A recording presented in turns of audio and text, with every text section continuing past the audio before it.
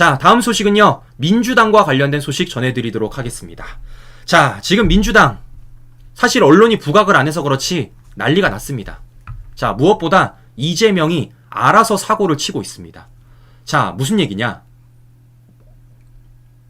잘 아시는 것처럼 얼마 전에 조수진이 아동 성범죄 임금체불 변호와 관련돼서 후보직 사퇴를 하지 않았습니까? 엄청 논란이 되었죠. 그런데 이런 사람이 이 사람뿐만이 아니라는 거예요. 더 어마어마한 사람이 한 명 있습니다. 바로 누구냐? 이런 사람이 있대요. 기초수급자 수백 회 성폭행을 변호한 민주당 후보가 또 있다라는 겁니다. 그게 누구냐? 민주당의 7호 인재로 영입된 전은수 변호사라는 거예요. 여러분, 민주당은요, 이런 사람을 인재라고 영입을 하고 있는 겁니다. 인재라고. 그럼 이 사람이 어떤 변호를 맡았냐? 300번, 정확히는 308번, 기초수급자 여성을 성폭행한 가해자를 변호를 한 거예요.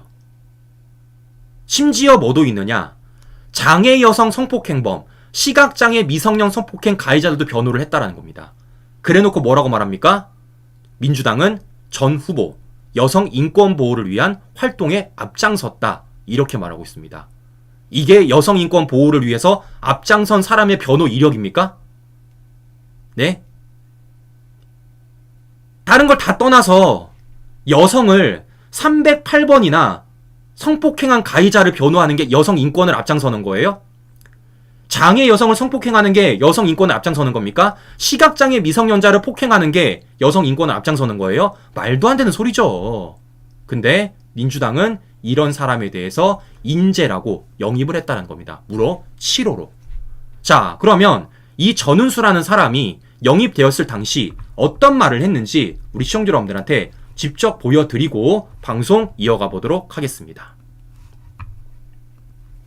저는 지역에서 쉬지 않는 일꾼으로 통합니다. 가정폭력 피해 이주 여성을 위한 쉼터, 가정폭력 피해 여성들을 위한 가정폭력 상담소, 한국성폭력위기센터 무료 법률 지원 사업 전문 변호사로서 여성인권 보호를 위한 활동에도 앞장섰습니다. 세계적인 석학인 노엄 촘스키는 우리는 영웅을 찾기보다 좋은 생각을 찾아야 한다라고 했습니다. 평범한 사람들의 좋은 생각, 지역에서 시작하겠습니다.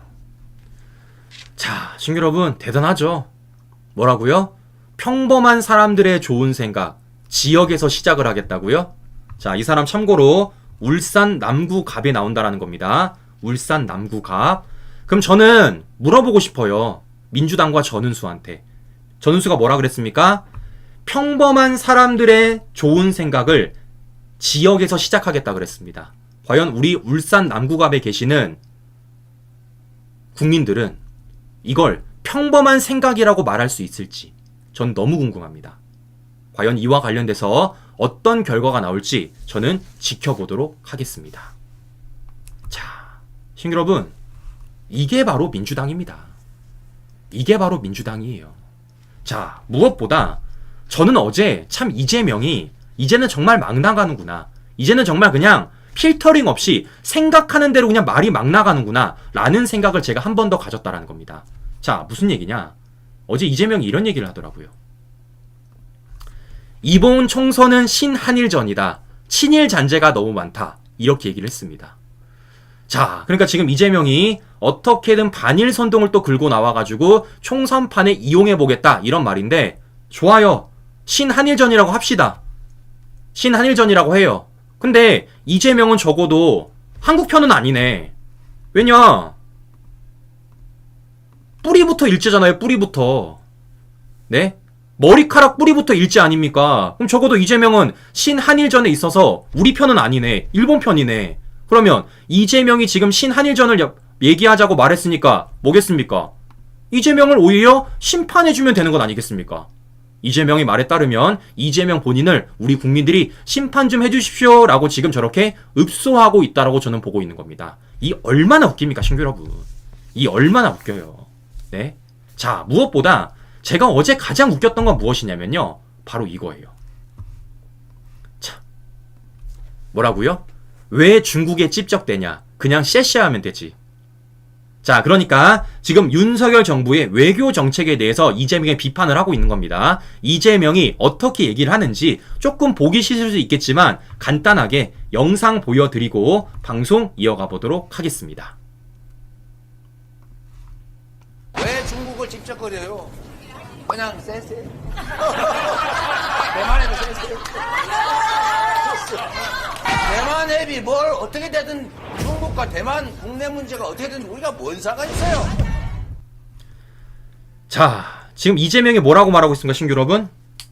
우리를 향해서, 윤석열 정부를 향해서 왜 중국에 찝적대냐 말하고 있습니다. 언제 윤석열 대통령이 중국에 찝적댔습니까? 윤석열 정부요, 중국에 찝적댄 적이 없어요. 찝적댄 건 누굽니까? 너입니다. 너. 중국 대사 싱하임이 만나가지고 저렇게 찝적댔던 게 이재명 아닙니까? 아니, 자신이 찝적댔음에도 불구하고 누구한테 찝적댔다고 말하고 있어. 이거 얼마나 내로남불입니까, 신규 여러분? 네? 이거 얼마나 내로남불이야. 아니, 무엇보다 저는 이재명이 참 웃긴 게 뭐냐면요. 이재명, 쎄쎄가 무슨 뜻인 줄 알고 얘기하는 거예요? 네?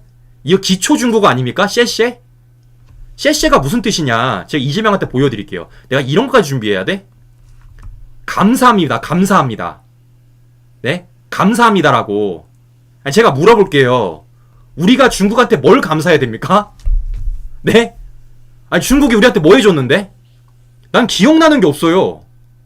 저는 기억나는 게 없습니다. 아, 근데 도대체 우리가 중국한테 왜 감사해야 돼요? 쎄쎄란 뜻이 뭔지 모르죠. 솔직히 말해봐요. 네? 이재명 쎄쎄란 뜻이 뭔지 모르죠.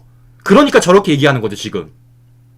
아니, 쎄쎄라는 뜻을 알고 저런 얘기를 하면요, 전 더 심각한 거고요. 저는 개인적으로 몰라서 저렇다고 믿고 있습니다. 몰라서. 아니, 말이 안 되잖아요. 우리가 중국한테 감사할 게 뭐가 있냐고. 감사할 게 없는데. 아니, 지난 역사를 보더라도, 네? 오히려 중국이 우리를 어떻게든 못 잡아먹어서 날린 게 중국인데, 도대체 중국한테 우리 감사할 게 뭐가 있습니까? 제가 이재명한테 보여드릴게요. 찍소리 안 하고 중국한테 쎄쎄 하면요, 어떻게 되느냐. 이 사람처럼 혼밥합니다. 중국 가서 10끼 중에 8끼 혼밥해요. 네? 중국한테 찍소리 안 하고 그냥 감사합니다, 쎄쎄 하면요, 중국 가서 꽈배기 먹어요. 꽈배기. 자, 보시는 것처럼요, 시청자 여러분, 보십시오. 이재명은요, 기준이 없어. 그냥 오로지 뭐 하는 겁니까? 오로지 자신만 보고 가는 겁니다.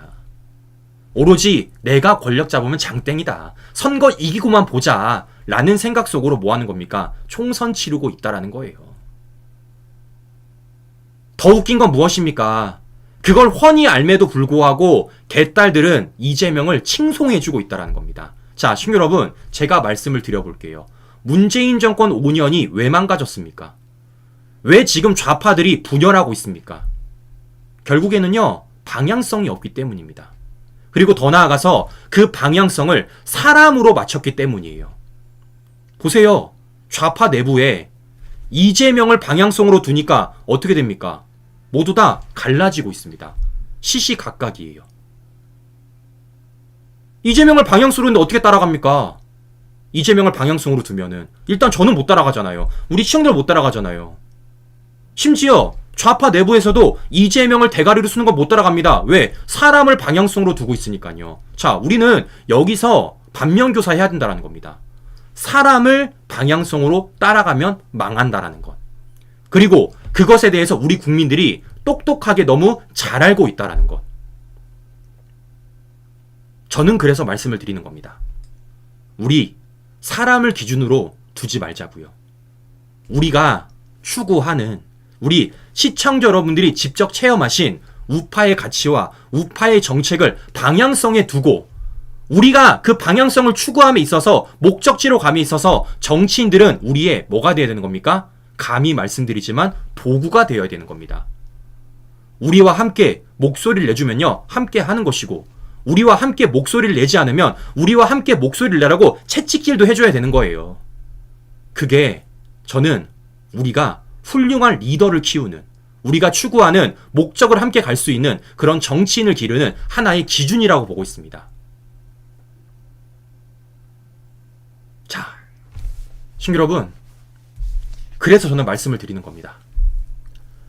저는요, 적어도 윤석열 대통령은요, 이 기준에 부합한다고 보고 있습니다. 적어도 저는 2년 동안 제 나름대로는 목격했어요. 윤석열 대통령이 우리와 함께 하는구나. 사람이 아니라 우리가 추구하는 가치와 정책에 함께 하는구나라는 걸 전 목격했습니다. 그리고 그 가치와 그 정책을 윤석열 정부가 남은 임기 3년 동안에 잘 추진할 수 있도록 저는 우리 시청자 여러분들이 투표장에 꼭 나가셨으면 좋겠습니다. 그것이 우리가 윤석열 정부를 지키는 일이고요. 윤석열 정부가 남은 임기 3년 동안에 일을 잘할 수 있는 기회를 주는 거라 생각을 합니다. 다시 말씀드립니다. 각자마다 의견이 다르세요. 각자마다 생각이 다르십니다. 다만 우리가 추구하는 그 가치와 정책은 같이 함께 하자고요. 그건 누구도 부정하지 못하는 거 아니겠습니까? 제발 우리 사람을 기준으로 서로를 손가락질하지 말자고요. 사람을 기준으로 우리 서로 재단하지 말자고요.